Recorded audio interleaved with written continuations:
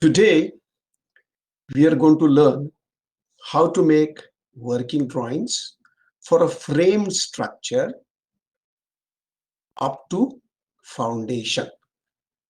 When we say frame structure, you could have frame structures of in many materials, but today what we're going to do is look at RCC frame structures, because there's not really much difference between foundations or even steel structures, because unless it's a steel grillage foundation, most steel structures will also have an RCC uh, footing for the columns or stanchions.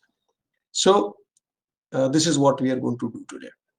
Where we said that the method in which working drawings are organized is the SLAC or SLAC method, where we talk about schedules, we talk about location, we talk about assembly and components.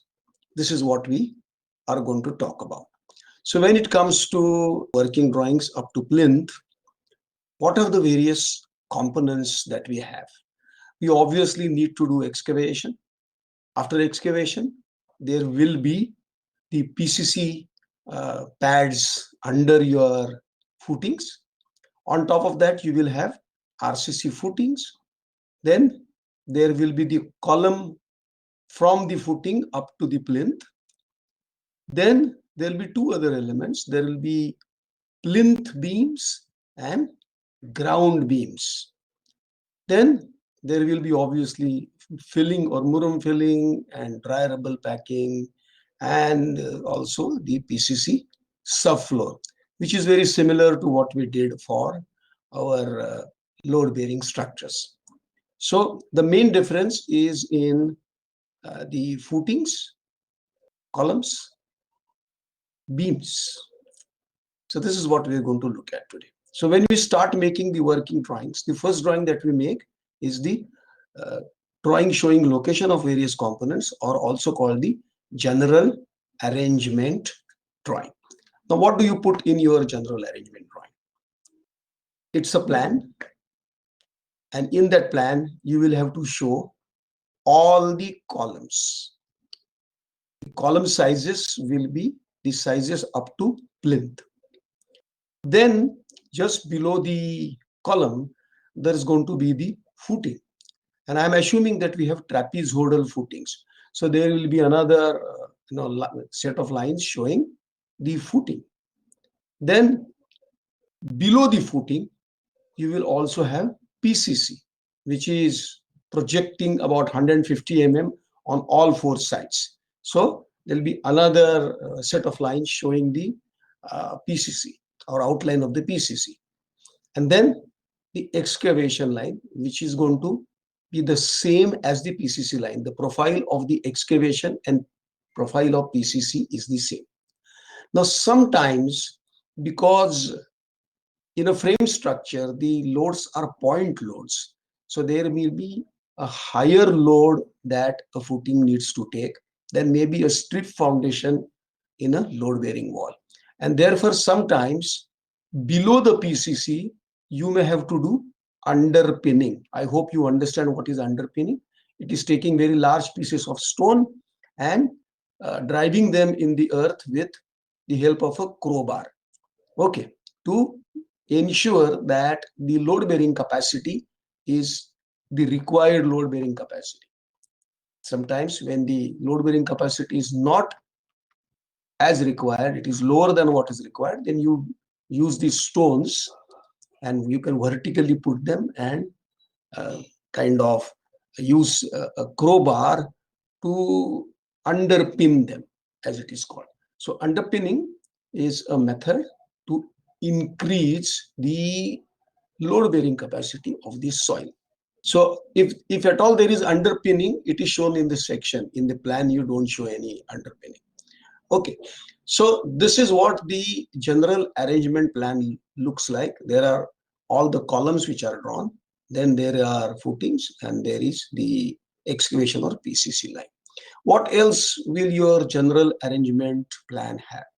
It will also have either the beams, ground beams and plinth beams shown in double line, that is their width running from column to column.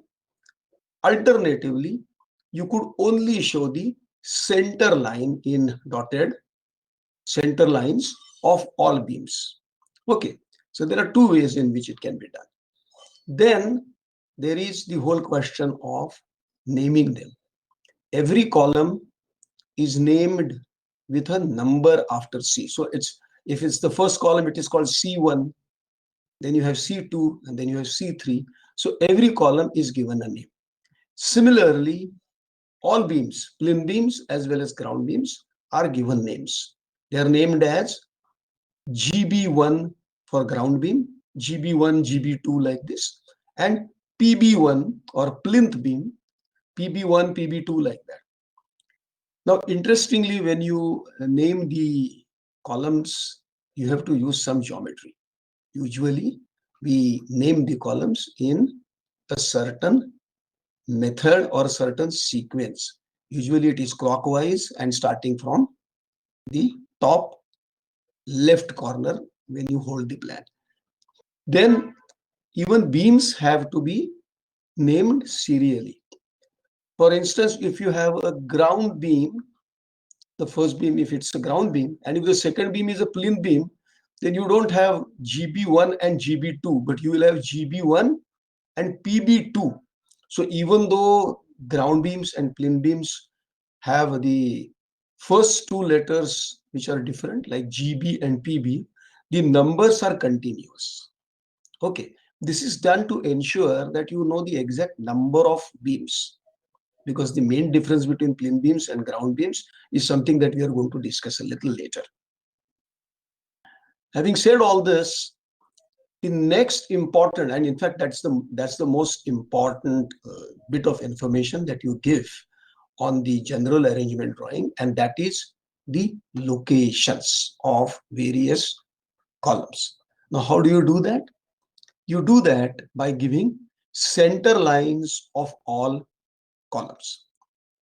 And when you say center lines of columns, there will be two center lines, one which is in the X direction and the other is in the Y direction. And how do you do it? You start with the origin or 0, 0, and then gradually you put the center line dimension of number of columns and the dimension. For instance, it is quite possible that C13, C18, and C21 may all have the same center line dimension. So you will write those three column names and then the dimension. Now, it is interesting to know that dimensions are given using the baseline method. That means you do not give column to column distance, but for every column center, you give the distance from the 0, 0 or origin to the column center. So if the first column, let's say, is directly in the corner, and let's say its dimension is 200 by 200. So C1 column center will be written as 100 because that will be the center of 200, right? And let's say that the next column, which is in the same row, and it is 200 by 300. So it's a taller column, let's say. One dimension is more. In that case, for that column, the center line would not be at 100 mm, but at half of 300, that will be 150 mm. So you will draw one more line and put the column name and say 150. So like this, you continuously go on recording the dimensions of each and every column, starting from 0, 0 or starting from origin. If there is a column which is let's say the third column in the grid, and let's say the grid is a 3-meter grid, so that column will be almost at 6 meters. So there you will write 6.1 or 6100 as the column center, and not mentioning distances between columns, but every column center is given, the distance is given from 0, 0. Okay, you will understand this when you look at the drawing which is appended in the book. So you do this on both sides, x direction and y direction. Now here I would like to draw your attention peculiarly to the orientation of the columns. You see, most columns, one of the dimension will be equal to the wall width, because finally when these columns go into the superstructure, you don't want columns jutting out of your walls all the time. So at least one of the dimensions of the column, you will try and keep it equal to the width of the wall. So therefore, you would if your wall widths are 230 mm, then your columns would be 230 by 230, 230 by 300, 230 by 350, 230 by 450, like that. Okay, so that one dimension will remain constant, but dependent on the placing of the column and the orientation of the column, columns in the same row may have different center lines. The orientation of the column, how do you place the column, will determine the center line of the column. You have to be aware of how you are going to place the column in your plan. So before you start making the foundation plan, what you ought to do is take a look at your ground floor plan, and there you try and place the columns using the orientation. Here again, the simple trick is that corner columns obviously cannot go extend out, but wherever possible, try to keep the column centers and the beam centers the same. But if you're doing this on a corner, very simply, you can look at the spans. So how do you orient your columns depends upon how are the rooms placed.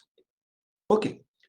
Now, sometimes it may happen that you have a door, so your column cannot be there. So in that case, the column position will have to be reversed. And as far as possible, you will have to locate columns at all four corners of a room. So this is something that you do before you start doing your foundation plans. Usually what happens is in this column center, these column positions are located by the architect, and the plan is sent to the structural designer. And he in turn will send you back the structural details. But the first job is yours, because you don't want to place a column where there's a door or something. The structural designer may not know that. So coming back to what I was saying, that the orientation of columns plays a great role in determining the center lines of various columns. So this is how you give dimensions on the general arrangement plan in a foundation plan. Okay, then what other information do you have to give? You have to give information about the names of various columns, as I told you, and the names of various beams. Now, added to this, there are schedules. So what are the different kinds of schedules that you use? First schedule is a schedule of columns and column footings. Now, in this schedule, what you show is column numbers, the dimension of the excavation and PCC.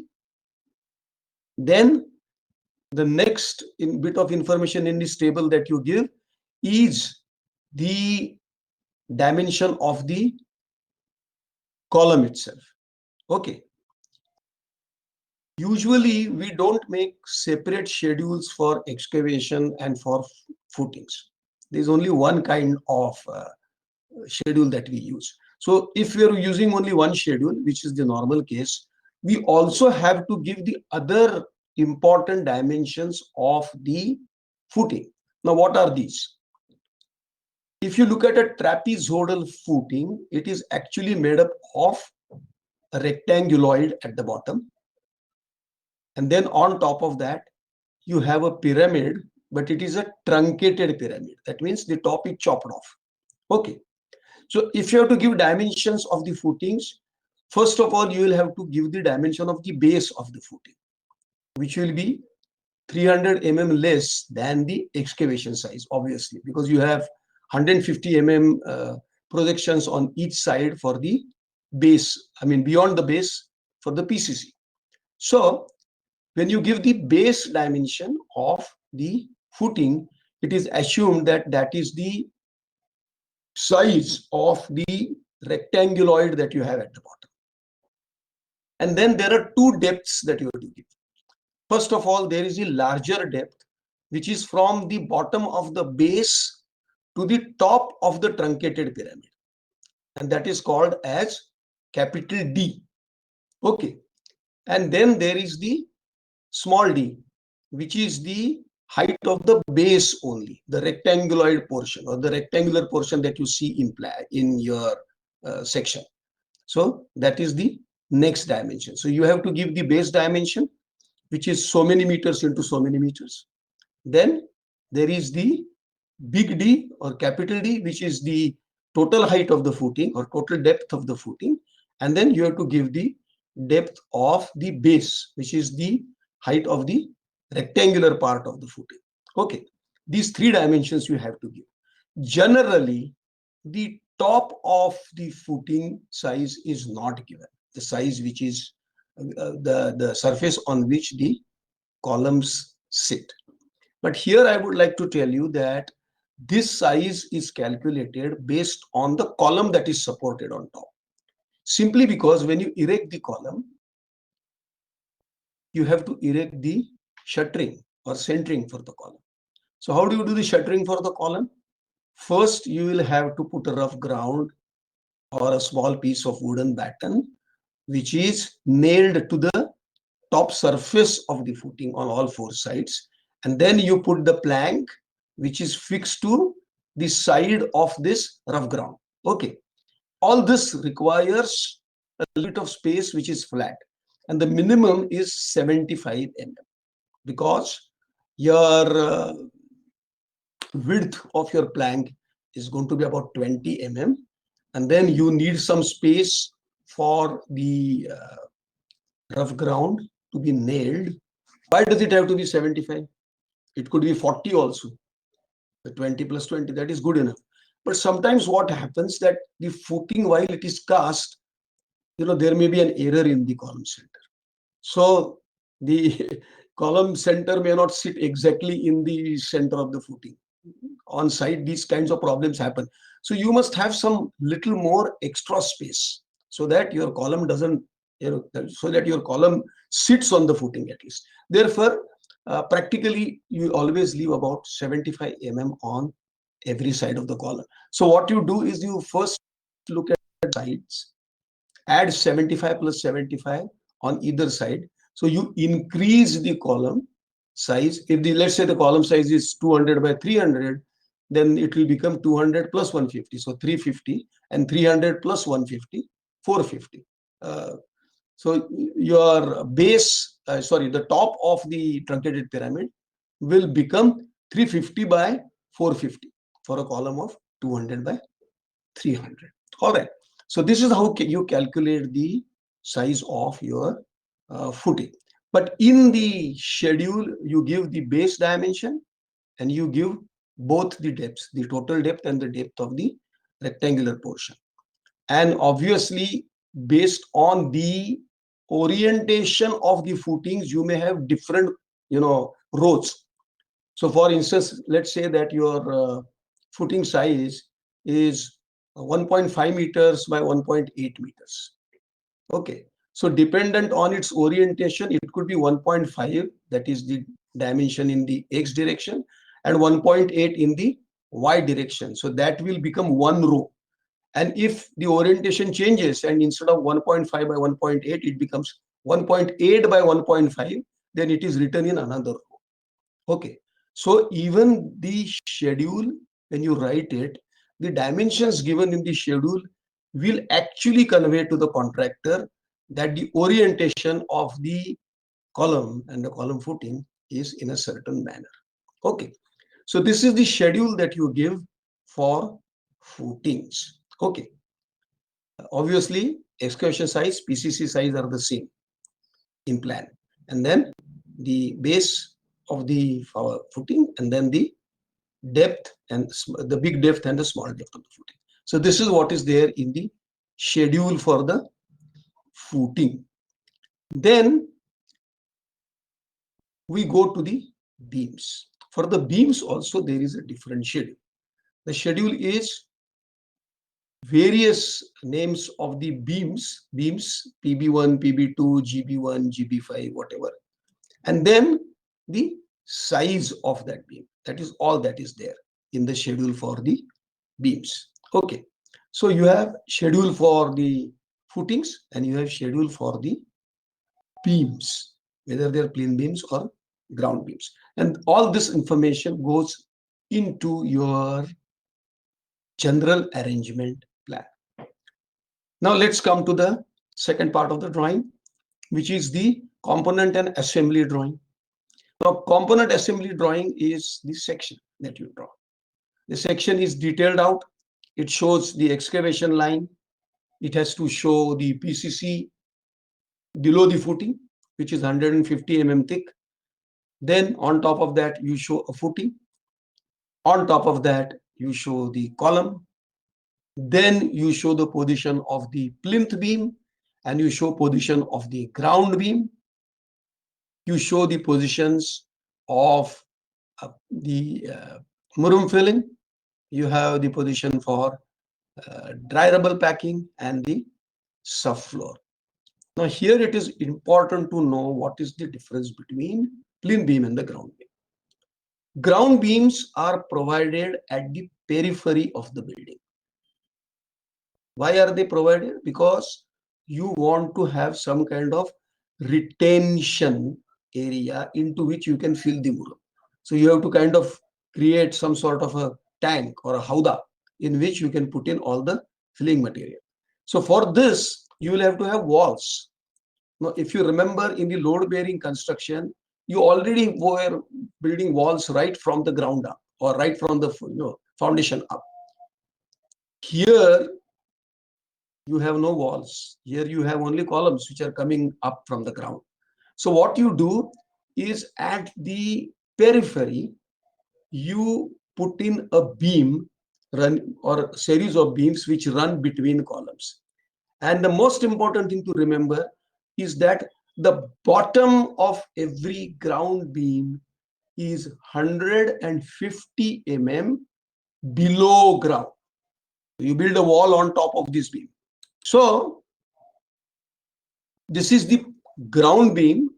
Position is bottom has to be 150 mm below ground, and this is on the entire periphery of the building, so that you create some kind of a howdah in which you can put in all the murum, and then later on you can do the DRP and PCC on top.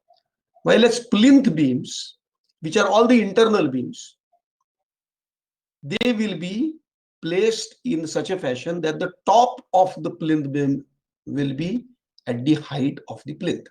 Okay, plinth height and top of the plinth beam are at the same level, while as the ground beam bottom is 150 mm below ground. This is something that you have to remember. Okay, so in the section again, you will show, as I told you, ground beams, plinth beams. You will nomenclate everything. You will give dimensions. Obviously, for footings, you will not give any dimensions. What you will say is, this is D and this is small d. That is all, because heights will be different for different footings. And you are going to do a typical section through the column footing. Okay, this is the component and assembly drawing that you have to do. The only thing that I forgot to mention while talking about the general arrangement plan is that you also have to give the distance from the plot boundary to the origin, as you did for your load bearing structure, both dimensions, X and Y. Plot boundary to origin dimensions have to be mentioned clearly.